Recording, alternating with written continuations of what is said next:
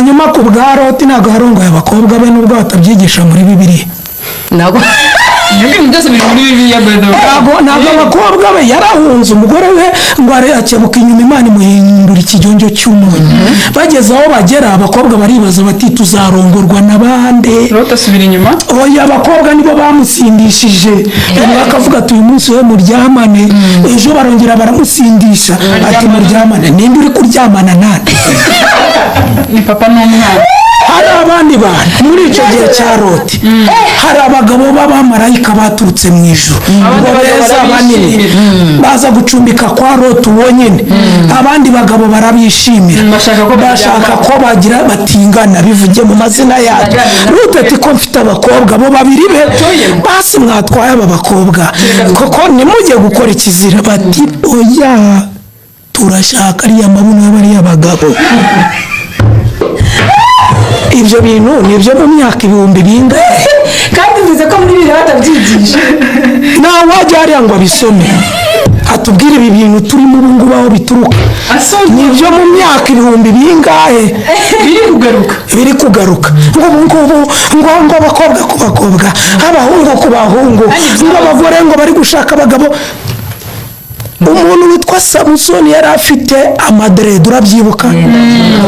umukobwa mwiza wasaga nawe witwa Delila uramwibuka abaramugushije inshuro zose yamugushije kugeza amwogosha umusatsi bakamunoboramo amaso agapfa ahirika inkike abo bantu bose bari barimo bagapfa urazibuka niba urimo gushaka ngo Garasiyane nawe azagira umukobwa ushuka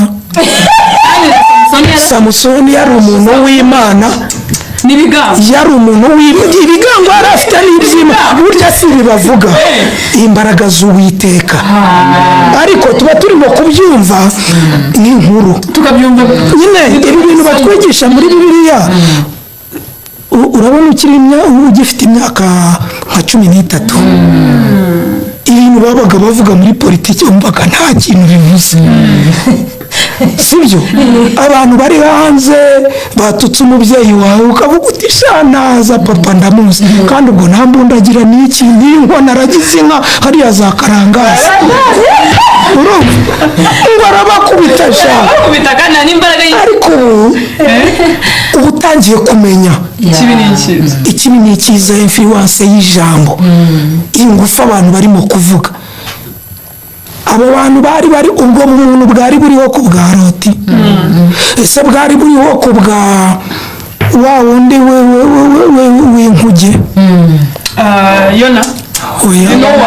Nowa bubatse inuzi Nowa wari uvuze Yona yagiye guhunga isi akajya mu nda y'ifi yanze gutabara si uko se ari uko yari asize aho hantu avuye ari heza icyo nshaka kukubwira umuntu ntabwo bwahoze mu Kinyarwanda muri Abanyarwanda nibo bantu ba mbere b'abahanga muri filosofi nta gihe kibura bubu na buyiyo n'umugani nta gihe kibura bubu nabiyo rero kuza kuvuga ngo ubu nta bumuntu bukiriho nibyo nakubwiraga gusa nitwicaye aha tuhicaye se turi gusambana si uko se tuhicaye se turi kunywa inzoga turimo turaganira turimo turiga ese ibintu turimo kwiga ni ibintu byangiza abadukurikiye kuki wumva se nta bumuntu burimo kuki se hari uwo mubyeyi utwite uwo mwana akiyemeza kumubyara akaba afite n'umwana ufite ubumuga abandi bamukingirana mu nzu akamujyana i Gatagara cyari i Nyamirambo akamujyana akihangana akabona ari ubura bwo mu maraye warangiza ukaza kumbwira ngo nta bumuntu bukiba abantu bose habamo abantu bose abantu bose habamo abantu bose hari icyiza n'ikibi hanyuma Brandi hari ikintu nje kwibaza kuri Papa Sava usoma Bibiliya pe noneho hari umuhungu rero uhari uri buze kuza guhura nawe sinibuka ngo ni muwe murongo ariko baravuga ngo kurongora ni byiza ubwo ndavuga gushaka ni byiza ariko bikaba byiza kurushaho utabikoze uwo murongo kuri papa sava awuvuga iki ngo tuganire noneho twagiye awuvugaho iki nka papa sava cyangwa awuvugaho en general umwana we araza kubitwara gutya papa sava twatangiye tubivuga uburyo dukurikira ubutunzi ukagenda ukagerayo ugakora divorce nyine biraza guhura n'iyo ngingo zose twagize hanyuma umbwira uburyo muri uwo murongo njyewe nkanjye ubwanjye nkumvane bitabaye kuza kubizanaho personality ni ukuvuga ngo kurongora ni byiza icyo kintu bashorejeho ni iki ni byiza urumva ko hagiyeho vi noneho kutarongora bikaba byiza kurusha harya ubundi buri muri ni Pawulo wabyanditse uriya wahoze ari Sawuli imbere yari Sarigoma Sarigoma se yirwa atera abantu amabuye atera abakirisitu amabuye sibyo nyuma rero aza gukizwa ahindurirwa izina aba Pawulo ibyo rero ni amarangamutima kurongora ni byiza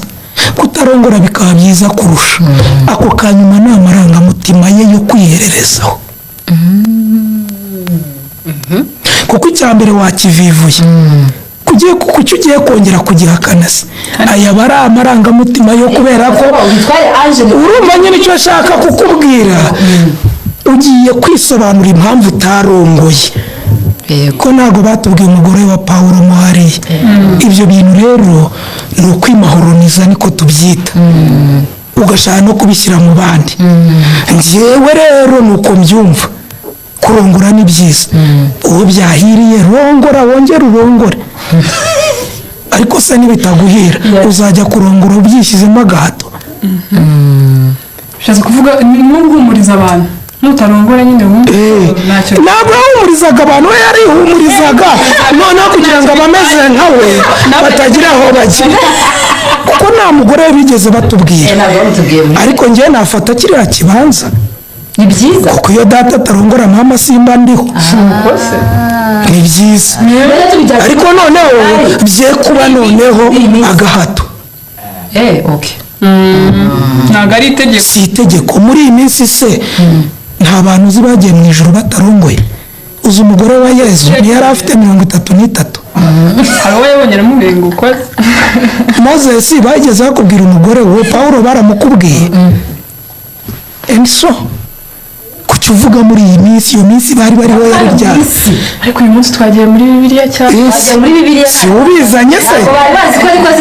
si uzanye Pawulo none se muragira ngo njye muri Rukara rwa Bishingwe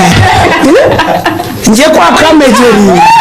njye muri Gihanga ngo mijana kwa Kibogo iwanyu za Gatsibo iyo ngiyo weya ndakubuzeraga ntabwo waza ngo umbeshye urumva ntuzashake kumbeshya nibuzanye Bibiliya reka tujye muri Bibiliya ntuzana gakondo nuza gakondo naho uzi